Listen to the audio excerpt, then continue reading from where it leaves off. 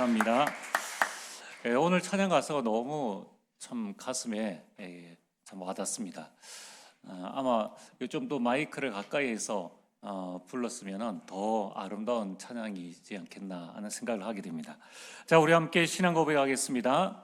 주는 그리스도시요 살아계신 하나님의 아들이십니다. 아멘.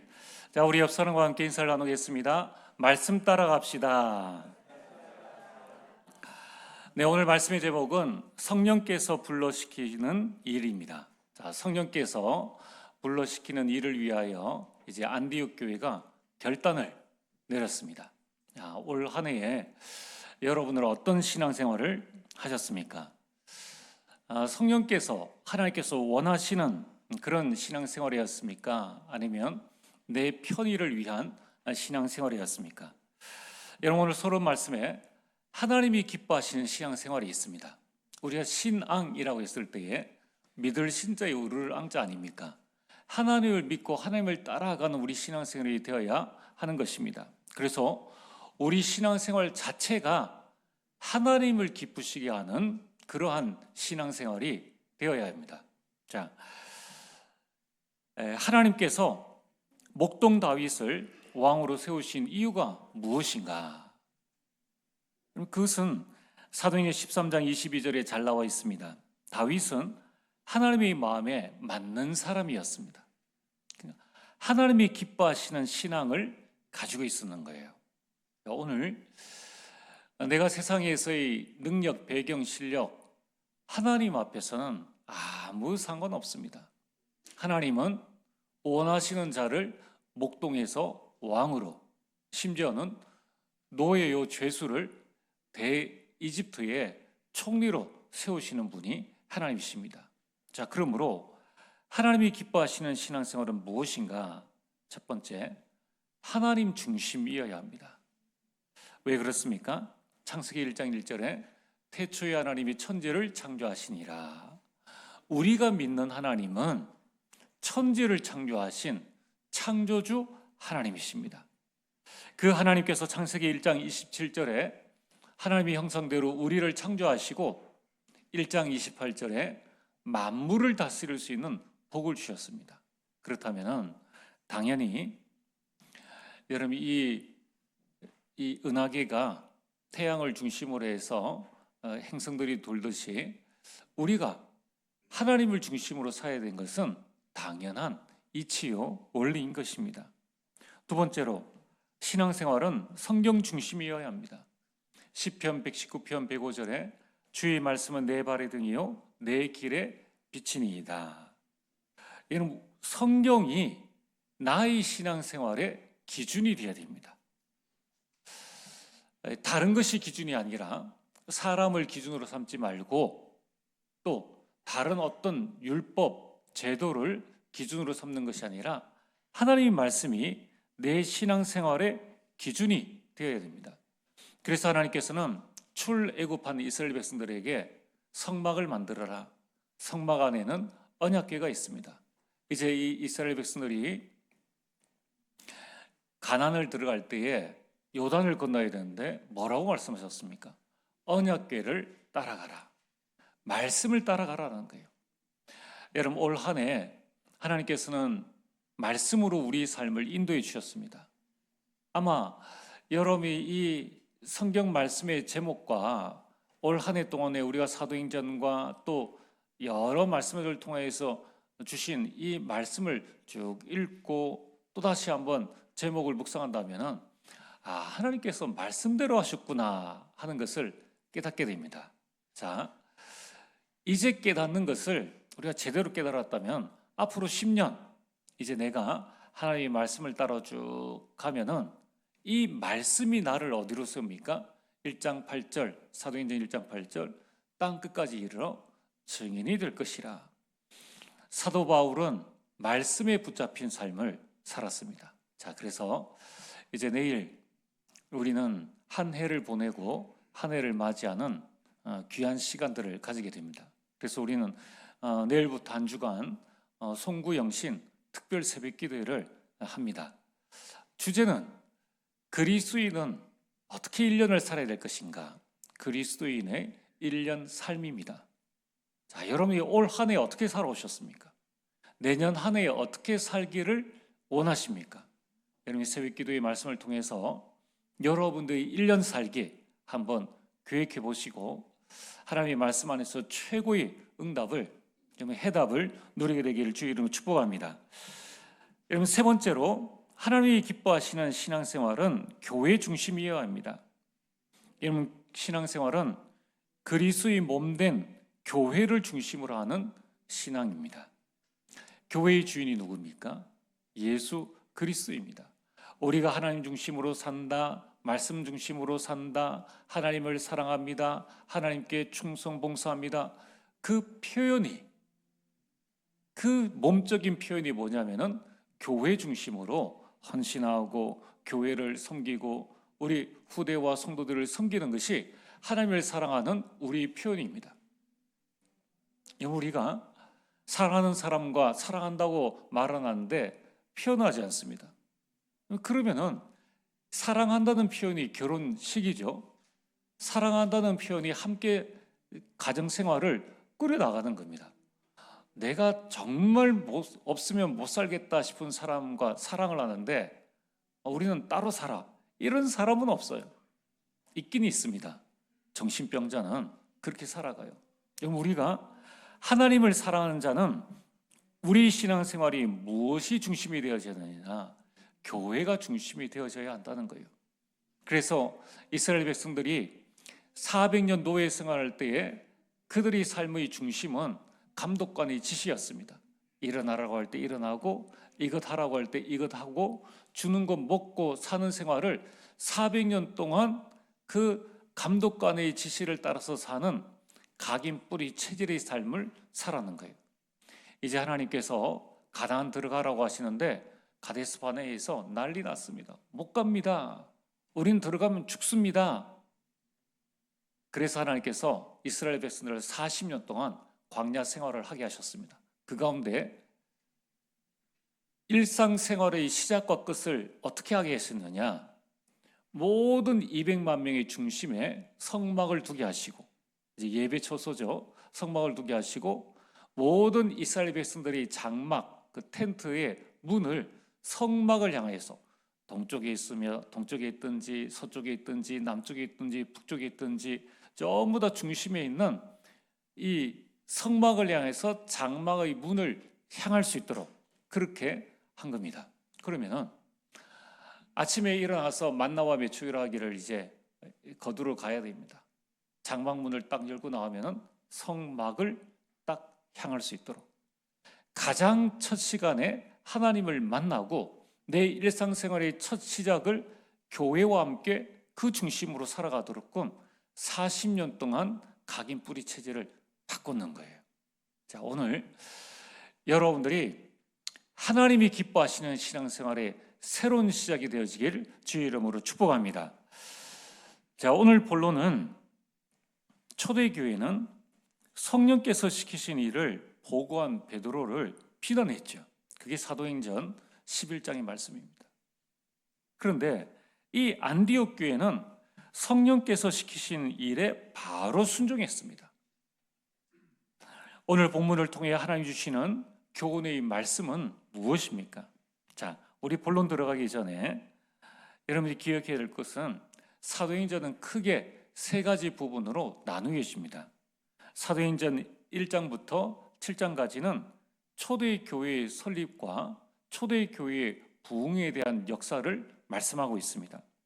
이제 사도행전 8장부터 12장까지는 유대인 중심의 전도가 이제 이방인 중심의 전도로 전환되어지는 이 복음의 전파되어진 역사를 다루고 있습니다. 그래서 7장까지가 초대교회 중심, 이제 12장까지가 유대인 선교에서 이방인 전도로 준비하는 과정이었습니다. 이제 드디어 오늘 이 성경 사도행전 13장부터 성경 끝 28장까지는 이제 이 복음이 이방인 중심으로 안디옥에서 로마까지의 그런 복음의 여정을 말씀하고 있는 거예요. 자, 오늘 우리는 여기에서 많은 교훈들을 하나님께서 지금 이 시대에 우리 교회에 주시는 말씀의 교훈들을 붙잡아야 됩니다. 모든 성도들은 하나님 중심으로 살아. 모든 성도들은 성령 중심에 살아. 모든 성도들은 교회 중심으로 살아. 그렇지 못했던 초대의 교회는 AD 70년 예루살렘 멸망과 함께 결국 교회는 사라졌습니다. 너무 안타깝죠. 너무 안타까워요. 예수 그리스도께서 제자들을 통해서 세워진 교회가 초대교회인데, 초대교회는 여전히 자신의 유대인 사상과 율법과 할례와 선민 사상에 그대로 빠져 있었습니다. 하나님은 초대교회를 세우셨지만은 그들의 사상 때문에 초대교회를 더 이상 쓰실 수가 없었다는 것입니다. 여러분, 우리가 이 땅에서 구원받아 하나님의 자녀가 되어졌고 우리가 이 땅에서 신앙생활을 하는데 하나님은 우리를 쓰시기를 원하는데 우리가 굳이 내 고집과 내 아집 때문에 하나님께 쓰임받지 못하는 그런 일들은 없어야 한다는 것입니다. 여러분, 오늘 성경 본문에 짧은 세 절 말씀이지만은 이 안에 안디옥 교회의 성도들과 지도자들 어떤 신앙을 가지고 있는가 여기에 대한 놀라운 비밀의 말씀이 들어 있습니다. 첫 번째, 우리는 그리스도 안에서 모두가 하나입니다. 여러분, 오늘 1절 말씀에 안디옥 교회 선지자들과 교사들이 있으니 하면서 5명의 이름이 나옵니다. 이들의 출신 다 다릅니다. 이들의 계층, 이들의 사회적인 계층, 이들의 외적인 모습은 다 다르지만은 근본은 하나입니다. 구원받은 하나님의 자녀요, 하나님의 형상을 가진 자입니다. 오늘 1절에 선지자들과 교사들이 있으니 그 중에 첫 번째가 바나바입니다. 바나바는 어떤 출신이요, 어떤 계층이요, 어떤 모습의 사람인가? 바나바는 레위인입니다. 전통적으로 예배를 섬기는 그 예배 가문의 사람입니다. 그리고 그는 이 예배인답게 자기 재산을 팔아서 하나님께 초대교회에 헌금을 했죠. 그리고 그는 성령과 믿음이 충만한 사람입니다. 자, 이런 사람이 있는가 하면은 또 그 다음에 나오는 사람은 니게르라는 시므온이라고 합니다. 이 니게르라는 말이 흑인이라는 말입니다. 흑인 계통의 계종자가 바로 시몬입니다. 흑인이에요. 여러분, 이 초대교회에 이 바나바가 초대교회 출신인데 거기에 완전 다른 인종, 이 흑인이 시몬이 함께 신앙생활을 했습니다. 게다가 구레네 사람 루기오라고 나와 있는데 구레네는 북아프리카 리비아 지역입니다. 이 사람도 흑인일 것으로 추측을 하고 있습니다. 어쨌든 완전 흑인인 시므온과 또 아프리카 출신의 이 루기오가 지금 어디에 살고 있는가 하면은 이 로마에 이 소속되어 있는 이 안디옥에 같이 신앙생활을 하게 된 것입니다. 게다가 네 번째는 분봉왕 헤롯의 젖동생 마나인입니다. 헤롯은 세르 요한을 죽였습니다. 또 예수님을 심판한 사람입니다. 이런 헤롯과 같은 왕궁에서 자란 사람입니다. 많은 사회적인 지위를 누릴 수 있는 그런 사람인데도 불구하고 그가 예수 그리스도를 믿고 거기에서 완전 분리되어져서 그리스도 안으로 들어온 것입니다. 게다가 사울은 핍박자였습니다. 이 5명이 안디옥 교회의 지도자들입니다. 여러분, 이들은 인간적인 모든 것을 뛰어넘었습니다. 자신의 생각, 사상, 배경, 내가 낸데 이런 부분들을 모두 다 뛰어넘고 그리스도 안에서 자기를 버리고 하나가 되어졌습니다. 여러분, 우리는 교회 안에 여러 사람들이 옵니다. 그러나 우리는 사람의 외모를 보는 것이 아니라 우리는 하나님의 자녀임을 보고 하나가 되어져야 합니다. 우리는 한 아버지를 모시고 있고 한 교회를 섬기고 있습니다. 게다가 우리가 해야 될 일은 무엇입니까? 우리는 이 시대를 살릴 남은 자입니다. 여러분, 그럼에도 불구하고 우리를 하나 되지 못하게 하는 것이 무엇입니까? 갈라디아서 2장 22절에 20절에 나 자신입니다. 바로 나 중심입니다. 이제 우리는 나의 것을 버리고 그리스도 안에서 새로운 피조물로 하나가 되어지기를 주의 이름으로 축복합니다. 오늘 본론 두 번째로, 이처럼 교회가 하나 될 때 성령께서 역사하십니다. 이것이 교회 부흥의 비밀입니다. 오늘 2절에 보면은 주를 섬겨 금식할 때에라고 말씀합니다. 이 말씀은 안디옥 교회 전 성도들이 함께 했다는 것입니다. 그들이 주를 섬겼습니다. 주를 섬겼다는 것은 예배를 드렸다는 것입니다. 그리고 전 성도가 금식을 했습니다. 여러분, 그 당시에 금식을 했다는 이 말씀은 무슨 말이냐면은 자기 자신을 주님께 바친다는 의미에서 금식을 했다는 것입니다. 오늘날에는 우리가 헌신이라는 단어를 쓰고 있습니다. 안디옥 교회 모든 성도들은 예배 공동체였고, 안디옥 교회 모든 성도들은 자기 자신을 주님 앞에 드렸습니다. 그들은 헌신했습니다. 그들은 헌금했고, 그들은 헌물을 했습니다. 하나님 앞에 봉사한 것입니다. 자, 이처럼 교회 안에서 진정한 예배를 회복하고 자기 자신을 하나님께 바치고자 하는 섬김이 있을 때, 이때 성령께서 역사하시는 거예요. 이것은 안디옥 교회뿐만 아니라 초대교회 교회가 자신의 물건을 다 내어놓고 함께 기도하고 성령의 충만함을 받았을 때에, 그때에 날마다 현장의 구원의 역사가 일어난 것을 보게 됩니다.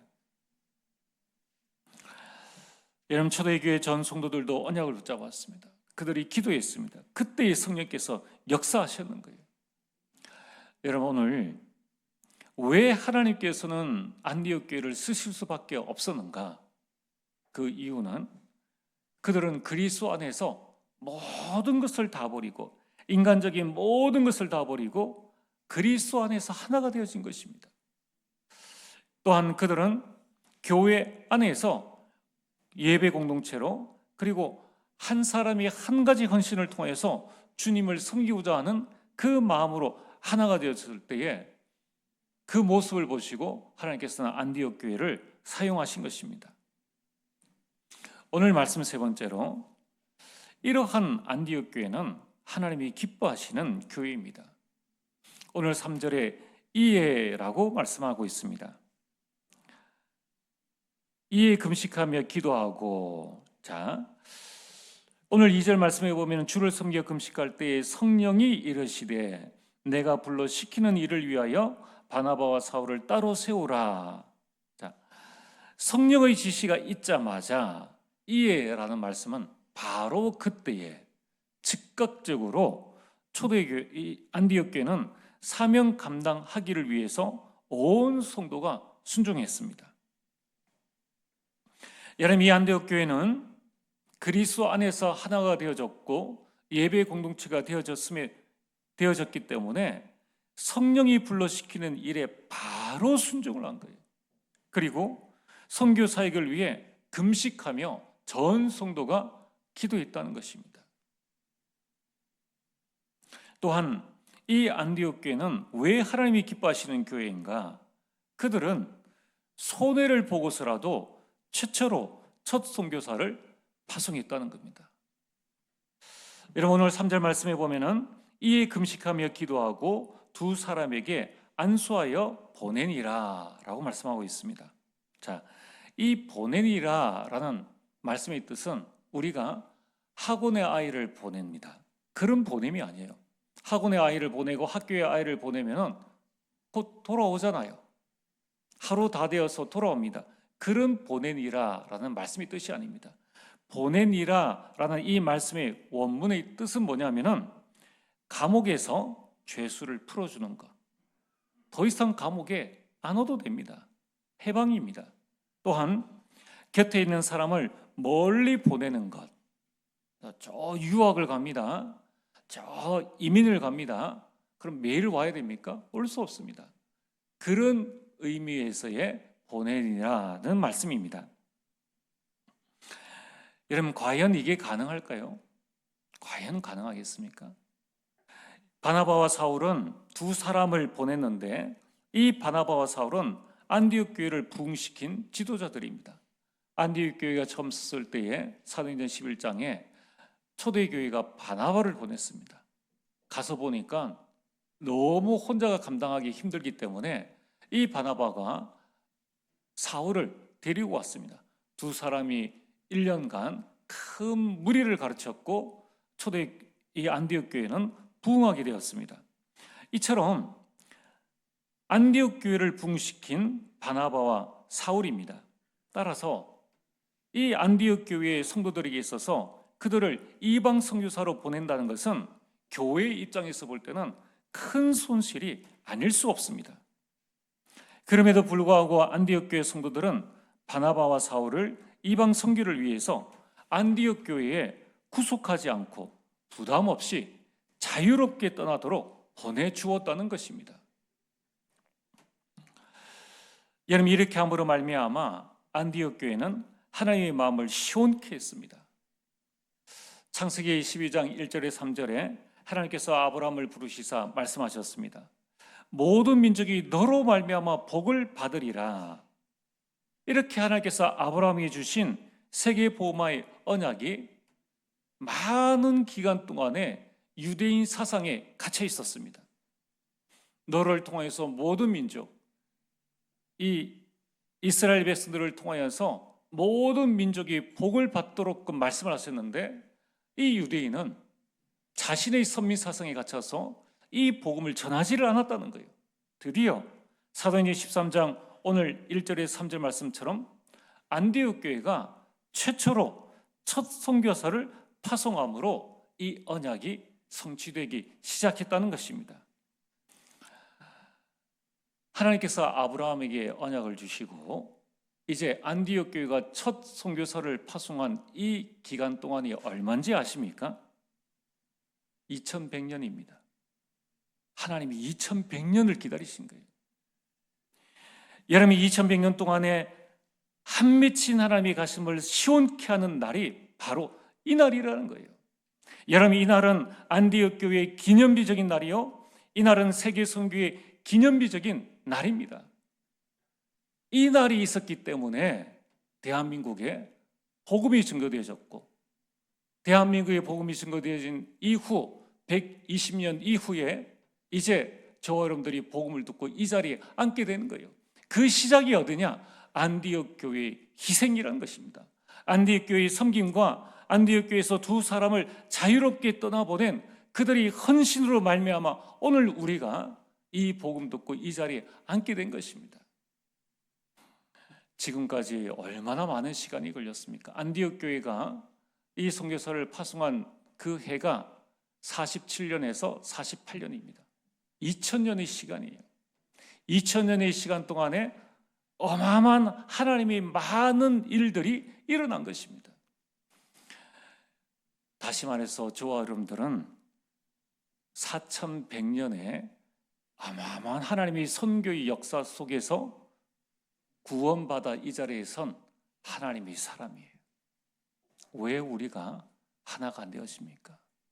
이런 하나님의 큰 축복을 받은 자들이라는 거예요. 여러분, 우리가 이 말씀을 묵상할 때에 저는 안디옥 교회 성도들이 어떤 사람인가 한번 생각을 해봤습니다. 안디옥 교회 성도들은 성숙한 그리스도인들이에요. 성숙한 그리스도인들입니다. 과연 그들이 주변 사람들에게 안디옥에 있는 사람들을 보고 그리스도인이다, 그리스도에게 속한 사람이다, 그리스도의 종이다 라고 할 만큼 그들은 오직 그리스도의 사람, 성숙한 사람이었습니다. 왜입니까? 보통 많은 성도들이 그런 말을 하죠. 우리 교회에 좋은 교역자, 훌륭한 목사가 오면 좋겠다고 하는데 안디옥 교회는 자기 교회에 좋은 목사를 파송했습니다. 안디옥 교회가 무너졌습니까? 그렇지 않습니다. 안디옥 교회는 이 사도 바울이 1차 선교 캠프, 2차 선교 캠프, 3차 선교 캠프 몇 년에 의해서 계속 선교하는 그 기간 동안에 사도 바울을 밀어줬습니다. 그를 위해서 기도해 줬다는 거예요. 여러분, 오늘 이 시간에 우리가 생각해야 될 부분들이 많이 있습니다. 우리 교회에 좋은 목사가 오는 것도 좋지만 저처럼 부족한 목사가 와도 목회할 수 있는 교회가 되어지길 바랍니다. 이런 부족한 교역자라도, 부족한 렘넌트 중직자라도 잘 양육시키고 훈련시켜서 파송할 수 있는 교회가 되어지길 바랍니다. 저희 기도 제목이에요. 복음으로 행복한 교회가 되어져야 되는 거예요. 여러분, 교회는 목사 한 사람이 쇼를 하는 데가 아닙니다. 목사 한 사람이 강력하게 이끌어가서 한 시대에 무언가를 나타내고 이 다음 세대는 그때가 좋았는데, 여러분, 살아계신 하나님을 믿어야 되는 거예요. 오늘 저와 여러분들이 우리 안디옥 교회 성도들처럼 성숙한 그리스도인들이 되기를 바랍니다. 많은 사람들이 그런 말을 하지 않습니까? 좋은 사람 만나게 해달라고 말을 하고 기도합니다. 여러분, 이제는 우리가 성숙한 그리스도인이 되어서 좋은 사람 만나게 해달라고 하지 말고 내가 좋은 사람이 되면 됩니다. 우리 교회가 좋은 교회가 되어져서 우리 교회는 중직자들, 우리 교회는 목회자들, 렘넌트를 세워서 저 미자립 교회 파송할 수 있을 만큼, 저 237과 오청종족에 파송할 수 있는 그런 교회가 되어지기를 주의 이름으로 축복합니다. 여러분, 기도하세요. 기도하세요. 우리 교회가 그런 교회가 되어질 수 있도록. 그래, 내가 그런 중직자가 되자.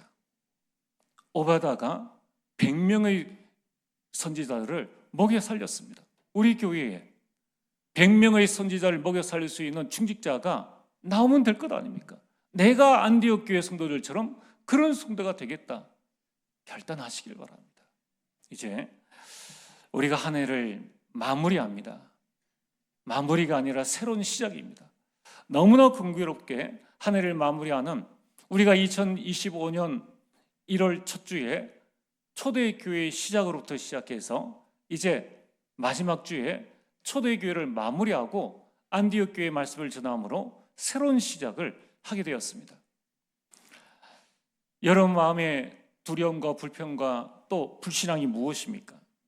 하나님 앞에 다 내려놓으시길 바랍니다. 이제 우리는 그리스도 안에서 하나가 되어지고 내가 이제 성숙한 그리스도인이 되어서 교회를 살리는 주역으로, 렘넌트를 살릴 수 있는 주역으로 누구든지 와도 우리 교회에서 모든 삶을 살리는 그런 우리 성도님들, 그런 교회가 되어지기를 주의 이름으로 축복합니다. 오늘 말씀의 결론입니다. 저마다 이 사명이 다 따로 있습니다. 오늘 2절에 성령께서 이렇게 말씀하십니다. 성령이 이르시되 내가 불러 시키는 일을 위하여 바나바와 사울을 따로 세우라 하시니, 따로 세우라, 구별하여 세우라는 거예요. 구별하여 세우라. 이 말씀이 무엇입니까? 하나님께서 베드로는 할례자의 사도로, 바울은 이방인의 사도로 구별하여 세우신 거예요. 아무렇게나 너 이방인의 사도해, 너 할례자의 사도해, 그렇게 하지 않으셨다는 것입니다.